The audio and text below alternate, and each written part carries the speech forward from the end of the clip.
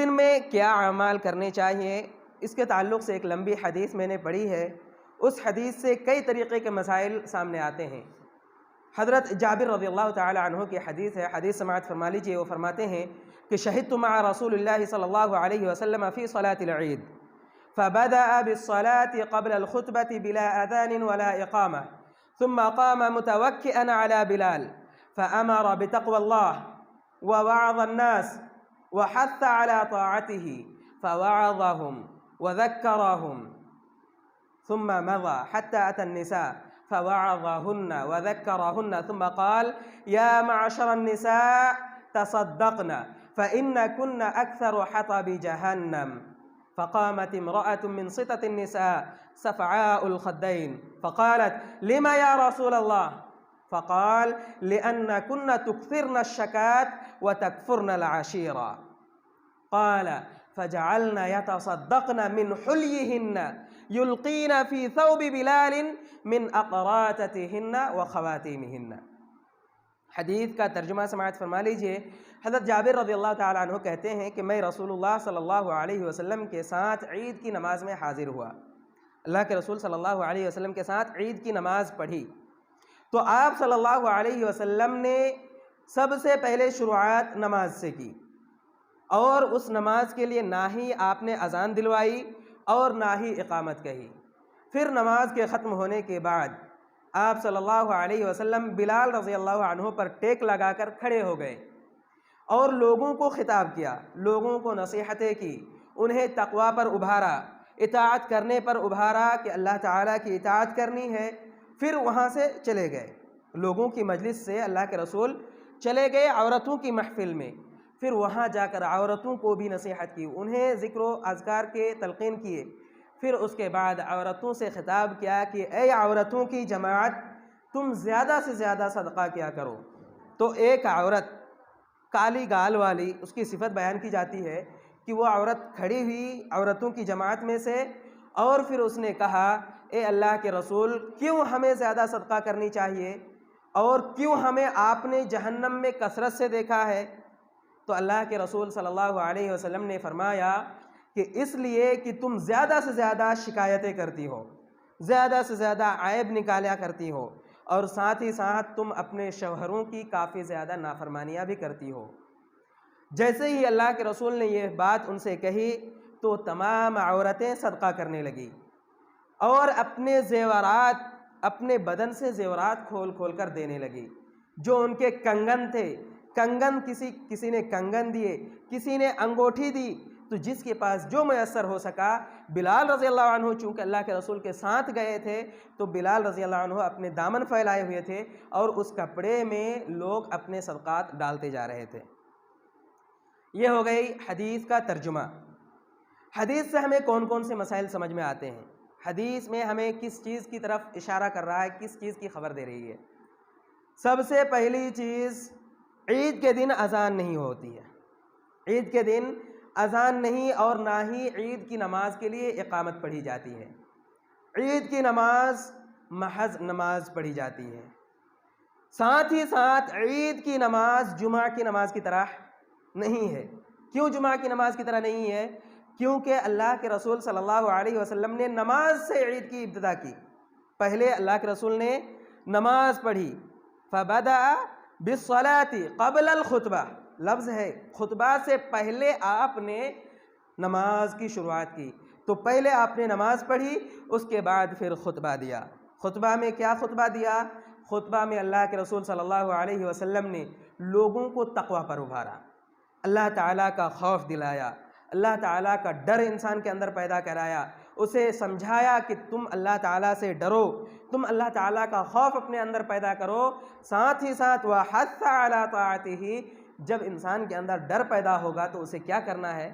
اسے اللہ تبارک و تعالیٰ کی اطاعت کرنی ہے، اسے اللہ تبارک و تعالیٰ کا ذکر و اذکار کرنا ہے، ان کے احکام، ان کے فرامین کو بجا لانا ہے۔ تو اللہ کے رسول صلی اللہ علیہ وسلم نے اسے تقوی پر ابھارنے کے بعد اسے اطاعت پر ابھارا، اسے عمل پر ابھارا، اسے نیک عمل کرنے کی تلقین کی۔ پھر اس کے بعد اور بھی دوسری نصیحتیں کیں، اور دوسرے وعظ و نصیحت، ذکر و اذکار اللہ کے رسول نے کی۔ پھر اس کے بعد وہاں سے اللہ کے رسول چلے گئے عورتوں کی مجلس میں۔ یہاں سے کیا بات سمجھ میں آ رہی ہے؟ پہلی چیز تو یہ ہے کہ مصلی جو مرد کے ہوں گے، عورت کا مصلی اس سے الگ ہوگا۔ مرد کے ساتھ عورتوں کو خلط ملط نہیں کرنا۔ مرد کے مصلی سے عورت کا مصلی نماز پڑھنے کی جگہ الگ ہو جائے گی، اور وہاں جا کر عورتیں نماز پڑھیں گی، اور پھر عورتوں کو عید کی نماز کے لیے بلایا بھی گیا ہے۔ اس سے یہ ثابت ہو رہا ہے عورتوں کی جماعت اگر کہیں اکٹھی ہوئی ہے تو گویا وہ بھی عید کی نماز کے لیے عیدگاہ میں حاضر ہوئی ہے، ان کے لیے الگ جگہ متعین ہے۔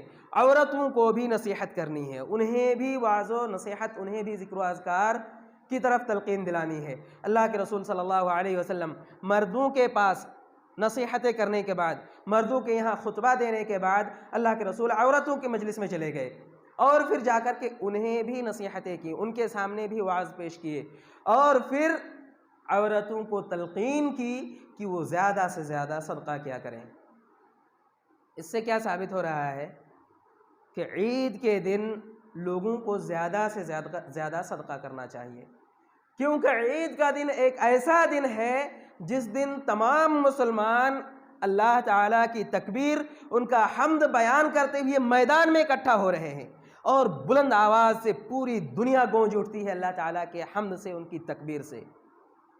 اور ایسی صورت میں اللہ تبارک و تعالیٰ کتنا بڑا رحمان ہوگا، کتنا بڑا رحیم ہوگا، تو ایسی صورت میں انسان کو زیادہ سے زیادہ صدقہ کرنی چاہیے۔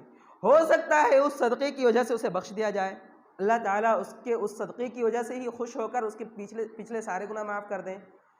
تو عورتوں کو زیادہ سے زیادہ صدقہ کرنے کی تلقین کرنی چاہیے۔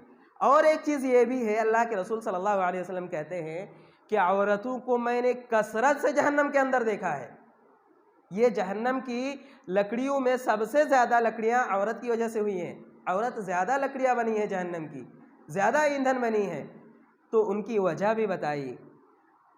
یہاں پہ ایک چیز اور بھی آتا ہے، جب بھی آپ کے سامنے کوئی مسائل پیش کیے جائیں، کوئی بات آپ کے سامنے رکھی جائے، اگر آپ کو سمجھ میں نہ آئے تو اس چیز کے بارے میں دریافت کرنی چاہیے۔